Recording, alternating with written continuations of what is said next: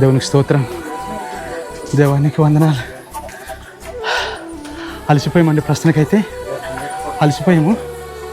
దేవుని కృపను బట్టి ఈ బొర్ర గుహల్ని చూడడానికి దేవుడు ఎంతగానో కృప చూపించాడు. దేవుని నామానికి మహిమ కలుగును గాక. ఇక్కడికి వచ్చిన తర్వాత ఒక ఏదో తెలియని ఒక ఆనందం.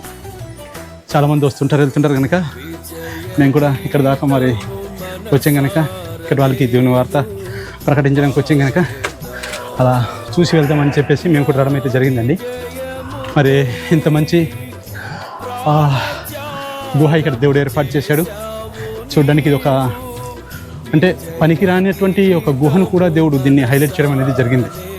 నిజంగా ఇలాంటి ఉండడం వల్ల మా ప్రాంతాలన్నీ కూడా ప్రభుత్వం వారు గుర్తించి దీన్ని హైలైట్ చేయడం అనేది జరుగుతుంది అన్నమాట.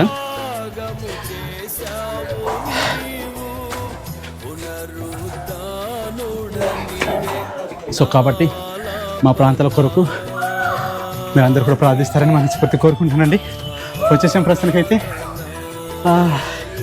థ్యాంక్ యూ అండి, థ్యాంక్ యూ సో మచ్.